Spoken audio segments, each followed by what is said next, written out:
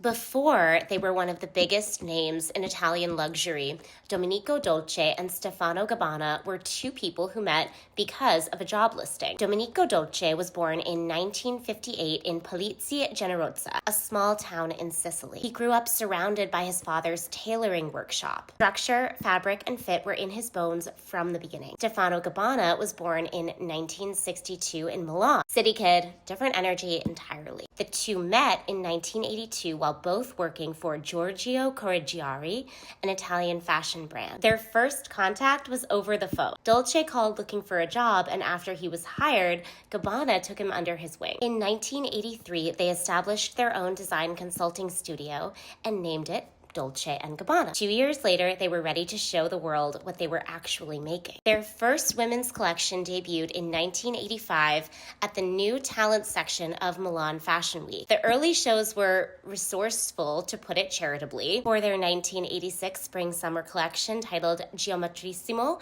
they couldn't afford to hire models or provide accessories. Their friends walked the runway wearing their own jewelry. A bed sheet from Dolce's home served as the stage curtain. In March 1986, they presented their first self-produced collection, Donne Vere, Real Women, for fall-winter 1986-87. Initial sales were disappointing, and Gabbana even canceled the fabric order for their next collection. But Dolce's family in Sicily helped cover costs over Christmas, and the fabric company never received the cancellation notice in time. So the fabric was waiting for them when they got back to Milan. Sometimes the universe just decides. Their aesthetic was taking shape. Sicilian heritage, Italian cinema of the 1940s and 50s, and a kind of sensuality that wasn't trying to be Parisian. Dolce's Sicilian background shaped the recurring motifs that define the brand. So black dresses, religious symbolism, lush ornamentation, while his tailoring training brought precision underneath all of that drama. Gabbana shaped the bold styling and color, selecting fabrics and prints and defining the mood of each collection. Their fourth collection was shot in Sicily by photographer